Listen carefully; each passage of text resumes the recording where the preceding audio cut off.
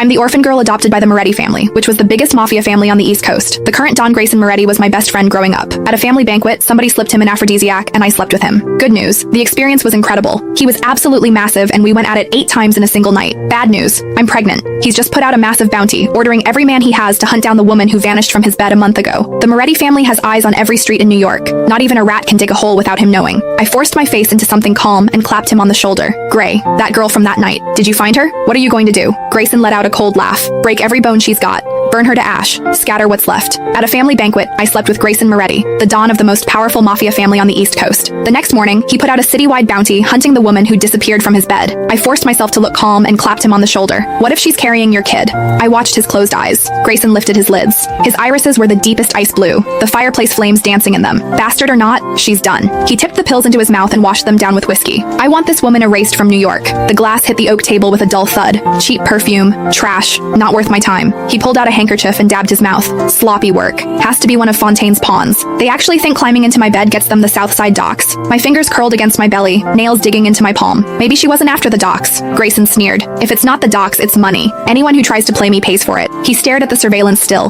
disgust in his eyes. Anyone stupid enough to pull this shit under my nose ends up in the East River. My stomach turned over. Acid rose in my throat, and I clamped my mouth shut and swallowed it back down. My esophagus burned. What's wrong? My stomach's off. I turned my head away. Grayson stood up, took the suit jacket off the back of his chair, and draped it over my shoulders. His shirt had torn open at 2 of the buttons from his earlier irritation, revealing the hard planes of his chest and the tight stretch of fabric over his cut abs. I couldn't help swallowing hard, throat suddenly dry. I couldn't help but think back to that night. I bit down hard and shook the image out of my head. Survival first. The nausea passed. I clutched the edge of his suit jacket. His gaze traveled down my face and stopped at my feet. The back of my right heel had been rubbed raw by my shoe, and blood was seeping into the leather. Grayson pulled out his phone and called Ryan, his right hand. Bring a pair of size 5 flats to the parlor. Soft soles. 3 minutes. A warmth bloomed in my chest. Was he worried about me? He hung up and dialed another number. Mia, come pick her up. Take her to the family doctor for a stomach workup. Give her 2 weeks paid leave. I don't want to see her face for a while. Mia's voice came through faintly, asking what was going on. She looks sick. It's annoying me. Right. I needed to lock in what I already knew about this man. He was cold-blooded, and he didn't go soft for any woman. Ever. Grayson hung up.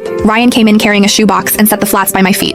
Grayson, the shoes are here. Tech says the Meridian footage needs 3 more days to restore. Keep at it. Turn the city upside down. Find her. Ryan stepped out. Grayson walked over and kicked my heels under the coffee table. You're this fragile? The Morettis don't feed you? He watched me change shoes and stand up. If they don't fit, don't wear them. No one's forcing you. I looked at the side of his face, his jaw tight. He was good to me. For as long as I could remember, the number of women who got to stay close to him could be counted on one hand. I was the one he was most generous with. Money, patience, all of it. But if he ever found out that I was the trash he was talking about, the pawn who'd played him, I knew he'd drag me to the family's execution ground himself and put a bullet in my head. I folded the suit jacket and laid it on the couch. I'm heading back.